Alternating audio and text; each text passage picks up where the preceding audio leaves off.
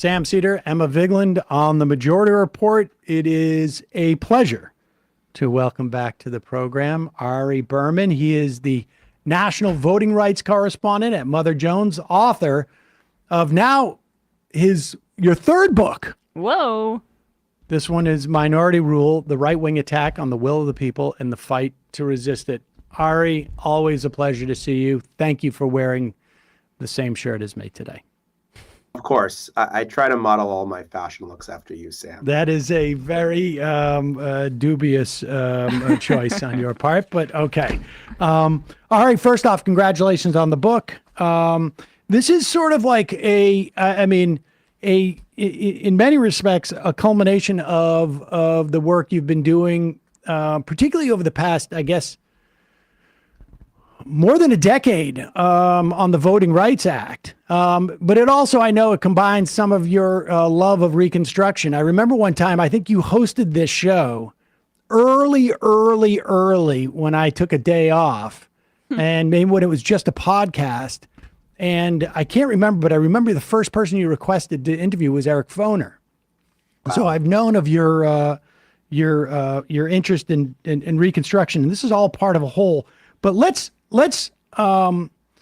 I think I need a historical marker for that. I mean, there should be a plaque somewhere about the time. There is somewhere, I think, in the office here, but I think that's around I don't know, maybe in 2012. But all right, let's go back, because what you've done here, and we can talk a little bit about Wisconsin. I think this audience is pretty familiar with what's happened broadly in Wisconsin over the years and sort of the modern stuff. But on some level, as I read your book, I was struck by the fact that, like, this is not a new problem. We have almost and having a bad back right now, they say all backs are structurally messed up. But when the muscle around it, the functional stuff breaks down, that's when you start to have a problem. And it sort of feels like that's what we have with our country in some ways, that from the very beginning, the structure was anti-democratic. Yeah, that's right. And that's why I put a pillow behind me before I recorded this interview, because it's, the old Jewish guys and their backs, my God. Yeah. So you're right. In many ways, this book is a culmination of my reporting on voting rights, because I spent so much time covering the anti-democratic efforts of the right. And I was thinking, why are they spending so much time trying to restrict the right to vote? Is it just because they're trying to gain a political advantage, or is there some larger project at play here? And I realized the larger project at play is minority rule. And the goal of the conservative movement and the goal of the Republican right now, the party right now, is to be a minority party, but wield a majority of political power. And so I wanted to trace not just the modern day effort to enshrine minority rule, but I wanted to go back. And so for my last book to tell the history of the Voting Rights Act, I went back to 1965 to the passage of the Voting Rights Act. Well, here I had to go back a lot further. I had to go back to 1787 to the drafting of the Constitution, because you really have to understand that these anti-democratic features are embedded in our political system. And what the founding fathers wanted to do, despite the many remarkable qualities of the Constitution, they wanted to use it to restrain popular democracy. And they wanted to insulate themselves and protect the power of an elite white minority and people like themselves, basically. And that's what the Republican Party is trying to do today. So the Republican Party, I think, has a multifaceted strategy. Number one, they are still benefiting from anti-democratic institutions like the Electoral College, like the U.S. Senate, like the Supreme Court, that violate basic notions of one person, one vote in terms of how they're structured. Then they've layered on top of that this whole newer anti-democratic movement of voter suppression and gerrymandering and dark money and the censoring of history to try to further entrench their power. And so I try to tell both stories in the book. I try to tell the modern day story, but I also try to tell the historical story, because I think the history is critically important in understanding where we are today. Yeah, let's start with that, because again, it sort of feels like, maybe the real story were the eras where we had, more democracy than as opposed to what the structure set out. Because when they really started it at the beginning, it was even worse. The problems that we have with the Senate today, although that they're heading in a really disturbing direction, and we'll talk about that in a minute, but just walk us through maybe we can start around the Great Compromise. But I also want to note that John Adams quote that's in there, which is pretty, I don't know, it's pretty stunning. It seems like it's like timeless in some way. Yeah. I also, whenever I see John Adams, I always think of Paul Giamatti because he played him in that great classic, great casting. Yeah. Yes. But will you just remind? Much better than Michael Douglas as Benjamin Franklin. Yeah. Will you do the? Do you have that quote handy, or do you basically remember it? I basically remember it, but essentially what John Adams is saying is that were a majority to rule, he goes, debts would be abolished, the rich would be favored over the poor, or the poor would be favored over the rich, and a downright equal version of everything would be instituted. So basically the idea that if the majority were to rule, there would be equality in the country. And what I say is that there's this fundamental contradiction between the Declaration of Independence, which is this amazingly democratic document that says that democracy is based on the consent of the governed and all men are created equal. And of course, they left women out, but the idea still stands. And then the reality of the fact that the state constitutions that were drafted in 1776 gave a lot of power to the people. And the founding fathers didn't like that. They wanted to restrain the power of people. So they created these institutions that would check popular democracy. The Senate was not elected by the people. Senators were appointed by state legislatures in the lower house. The president was not elected by the people. It was chosen by this ridiculously complicated electoral college system that is still with us in modified form today. Supreme Court justices were a product of two undemocratic institutions, senators who are not elected by the people and presidents who are not elected by the people. These are the original sins of our politics. Even though we've democratized things, we have not changed these fundamental problems in our institutions. We still have a fact that the president is not directly elected by a majority of people. We still have a fact that the Senate is biased, dramatically biased, much more biased than it was in 1787, in favor of smaller, more conservative, wider states than larger, more diverse, more progressive states.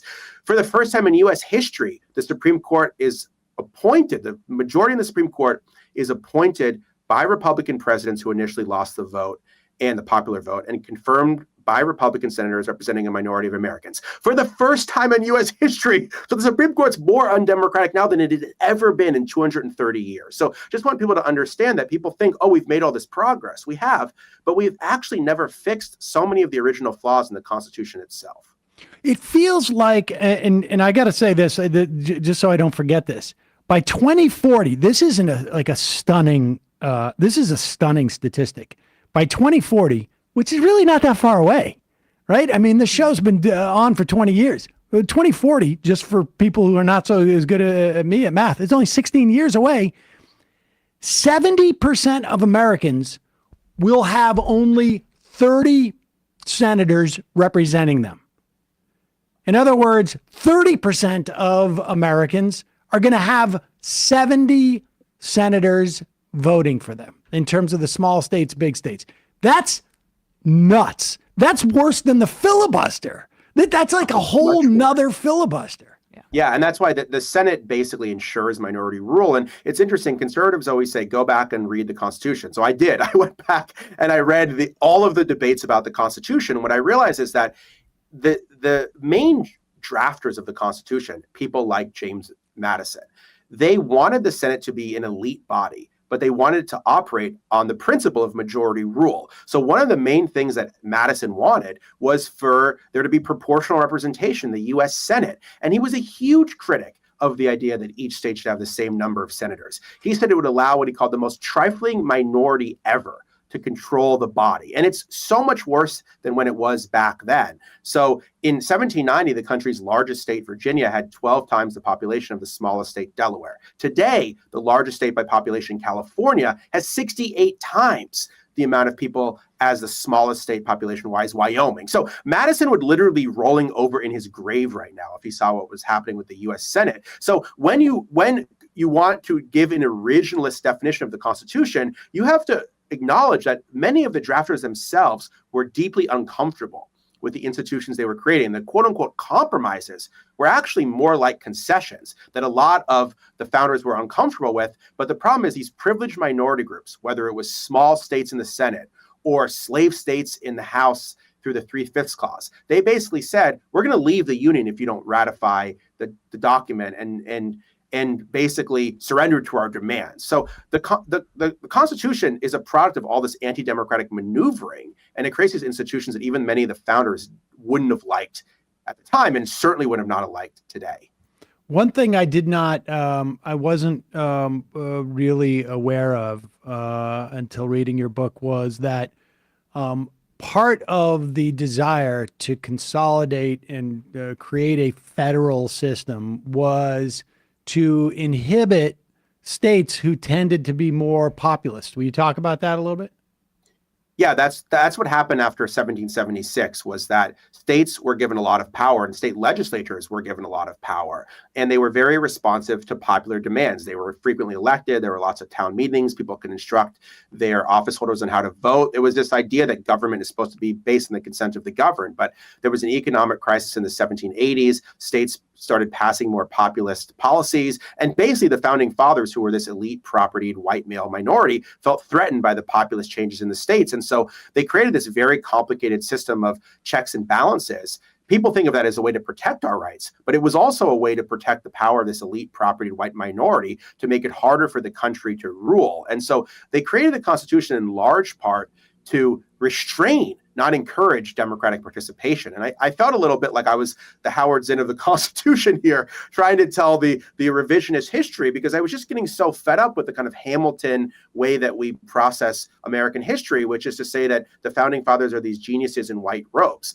Yes, they created a remarkable document, but they also did a lot of anti-democratic things that we have to be realistic about. And I think we have to have a much more nuanced understanding of the Constitution to say that, yeah, it did lay the groundwork for American prosperity, but it also laid the groundwork for excluding a lot of people from democratic participation. And that desire to exclude people from democratic participation continues in different forms today.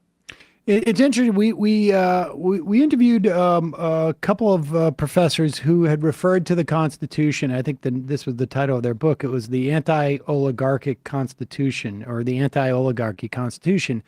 And when you view it from the perspective of a progression from a monarchy, essentially a dictatorship, right, to, well, we've opened it up to the aristocracy. And this aristocracy we're a little bit more loosey-goosey with the aristocracy here in the United States. It really is just a matter of how much cash you have. And that's the way we're going to do it. You can see that progression of sorts, but it's, and we see a progression in the context of the United States where we change our system of electing senators to a direct vote, even though it still remains like an anti-democratic structure. And then it feels like it ends, right? I mean, wait, like, track that for us. Like, where were the eras? And it feels like Reconstruction obviously was one of those eras where we had an expanse, or democracy expanded. I mean, definitionally, and then it contracted again. But map out where we've had the expansion and the contraction of our democracy, with the understanding that throughout this we have a sort of a superstructure that welcomes anti-democratic tendencies. Yeah, well, that's the major theme of the book, Sam, is that there's been this battle throughout American history between forces that have tried to constrict American democracy and forces that have tried to expand American democracy. And the United States has been both a laboratory for democracy and a laboratory for oligarchy. It's not one or the other. Often these ideas are clashing, and the US has been an experiment in both. And so there's these different periods where rights have been expanded, and then there's been a backlash against those rights. So first, rights are expanded for white men without property through Andrew Jackson and the Jacksonian Revolution, which was very racist, but did expand rights for white men. Then there's Reconstruction, which is the first time that Black men get the right to vote in the southern states. And the US has multiracial democracy for the first time in places like Mississippi and Alabama. And there's Black senators and Black members of Congress and Black governors and lieutenant governors. And it's just an incredible period in our history, but it's overthrown by this vicious white minority. And I talk about that in the book as well. Then there's a civil rights movement in the 1960s, which is basically an attempt to try to create a second Reconstruction, to actually make sure that things like the 15th Amendment are not just dead letters of the law, but that we have multiracial democracy for real this time. And the Voting Rights Act of 1965 is what makes our democracy a democracy in real terms for the first time.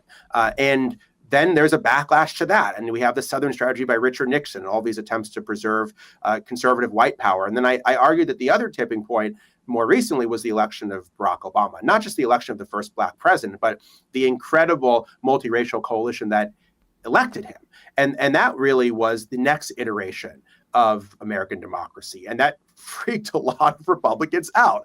And they saw the demographics of the country changing in a way that didn't feature them. They started worrying about the existence of a majority-minority country in which white people are no longer the majority. I talk a lot about your friend Pat Buchanan in the context of that strategy and how he began warning in the 1990s that white people were going to be a minority. And I argue that that's basically the basis for the Republican Party's crusade against democracy today. They see the demographics of the country changing. They see white power slipping away. And they're trying to essentially enact a fortress to stop what they view as the coming siege.